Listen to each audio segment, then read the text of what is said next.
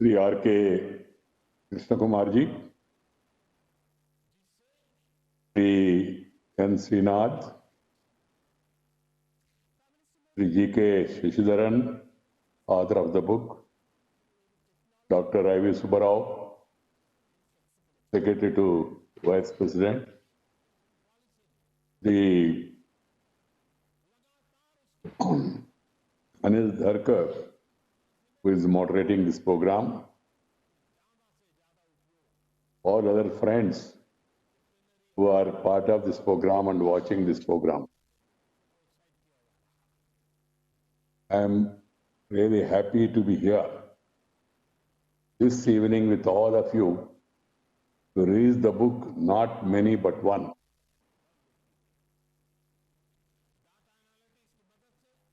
Not many but one.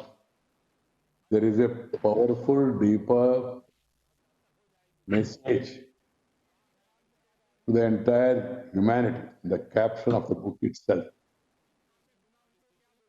I am very pleased that Tata Trust has taken this initiative and has supported the publication of this authentic version of all the works of Sri Narayan Gurudev.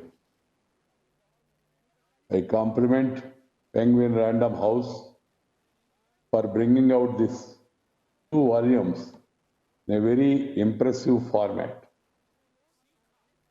Sri Narayan Guru was a multifaceted genius, a great Maharshi, an eloquent proponent of Advaita philosophy, and a talented poet who composed sublime poetry in Malayalam, Sanskrit, and Tamil.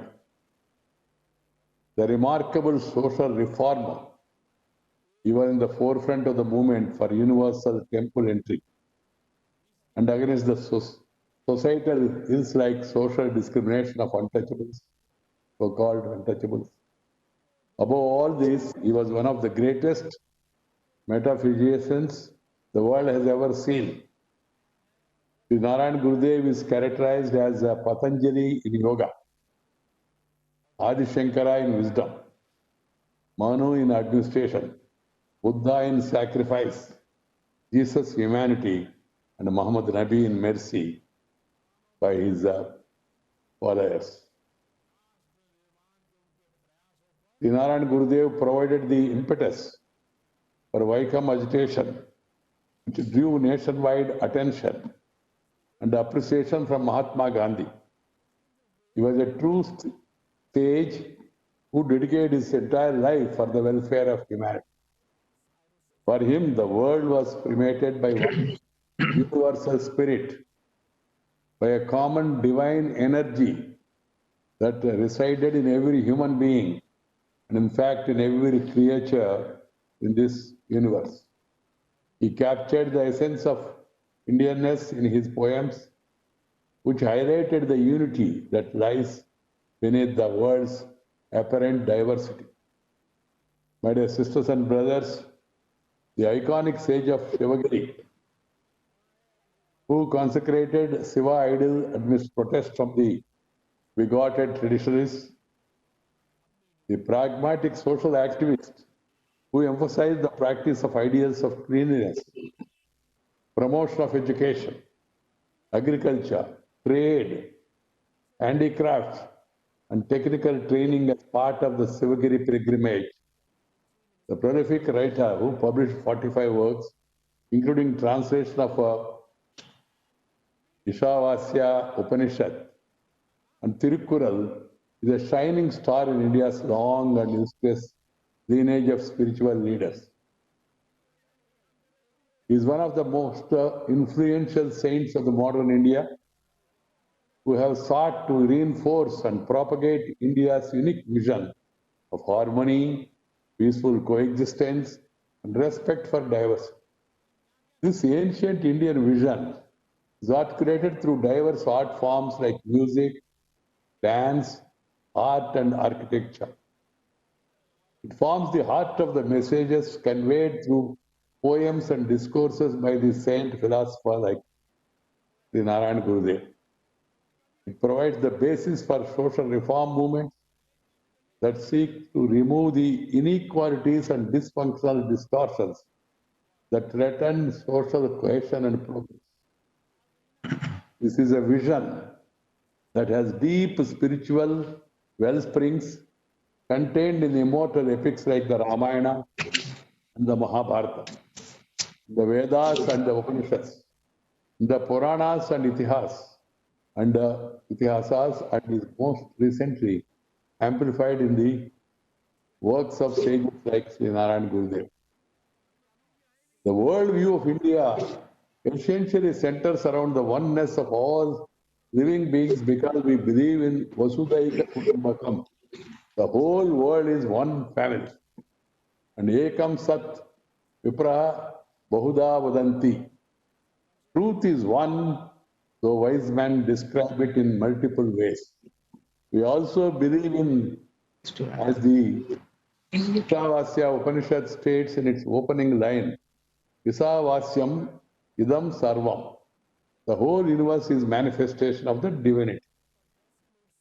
If you look at it from socio-political dimension, this is the quite essence of a democratic ethos where each individual is as important as another. It is a recognition of the unity in diversity as well as celebration of oneness in a plural world. We in India have traditionally recognized that there is a vibrant, colorful variety in human existence. And since each particle in this universe is animated by the same divine energy, there need to be proper understanding and there need not be any conflict. The diversity adds to the richness of our existence and enrivals our lives. This worldview paves the way for mutual respect, peaceful coexistence, the collaborative effort to achieve progress sustainably and inclusively. The Narayan Gurudev's works are hymns that reverberate with the spirit of oneness, which is why I find the title of these two volumes quite appropriate, not many, but one. For Narayan Gurudev, there is only one caste, one religion, one God for all. Varu Jati, Varu Madam, Varu Daivam, Manushyanu. The diversity we see around us as a basic unity, we must constantly realize this.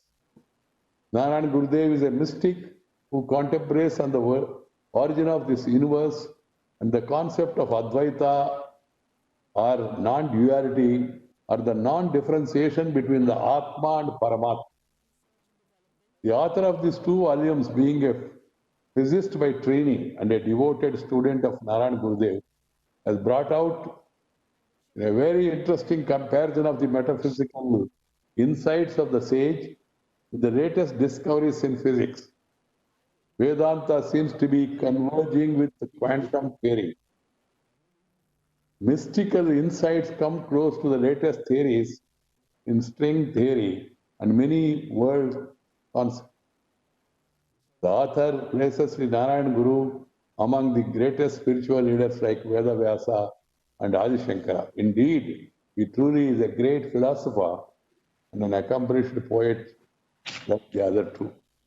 Sri Narayan Gurudev eventually knew the potential of science and technology and had insisted that science and technology be included as an integral part of the Shivagiri pilgrimage.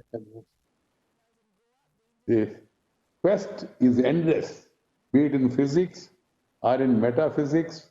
Scientists seem to have so far discovered only 4 to 5% of what is there in the universe. The remaining 95 to 96% is categorized as dark matter, 73% as dark energy, and 23% as dark matter.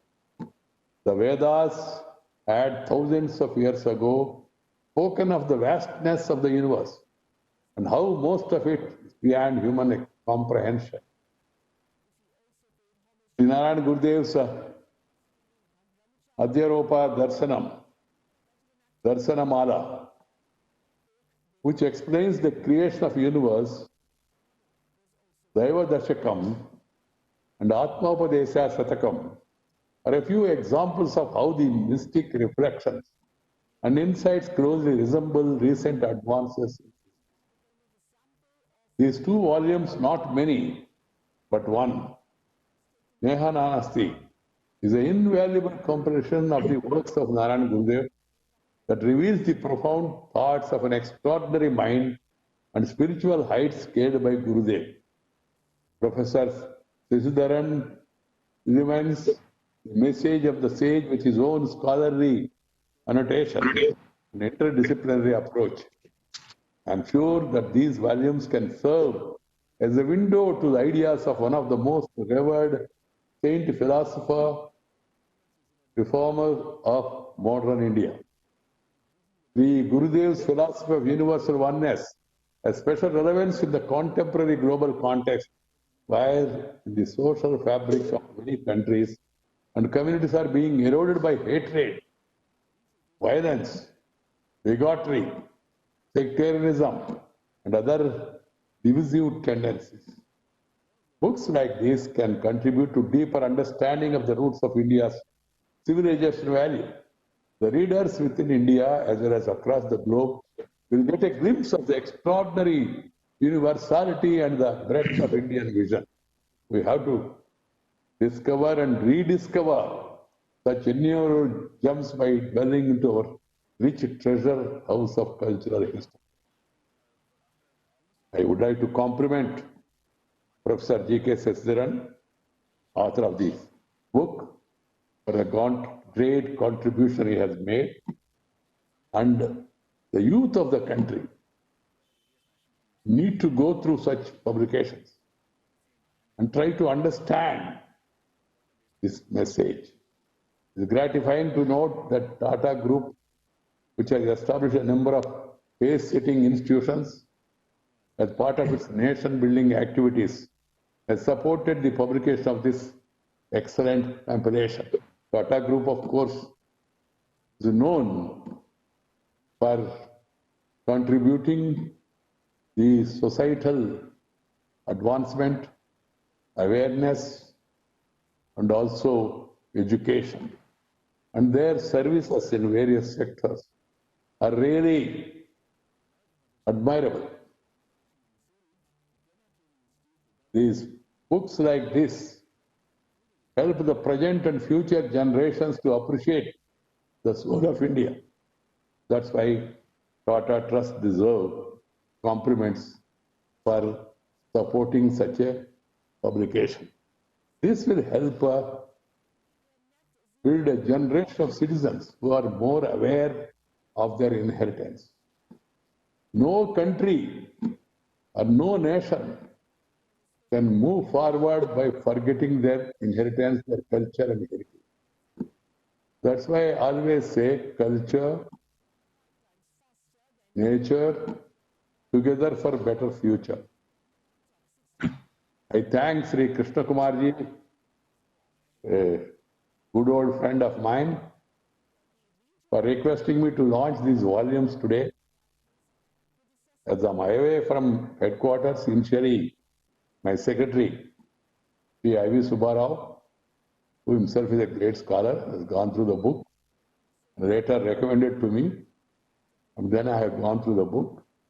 It's really very great contribution made by Sri Sesdharan, and this was done with so much devotion.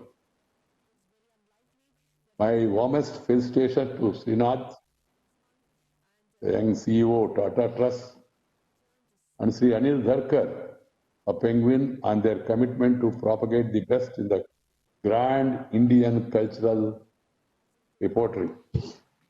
I would like to once again compliment the author, publishers, and also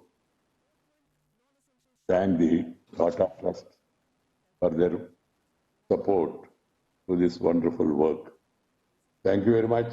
I would have been much more happy to be physically present, but you know, the situation, and then we have to go by the guidelines issued by the government from time to time. That's why this virtual, happiness in actual is more, but virtual is a reality today. So we have to go through this. Thank you very much. Namaskar. Jai Hind. Thank you, Sri Venkaya Naidu, for launching the book and for your inspiring words. And truly,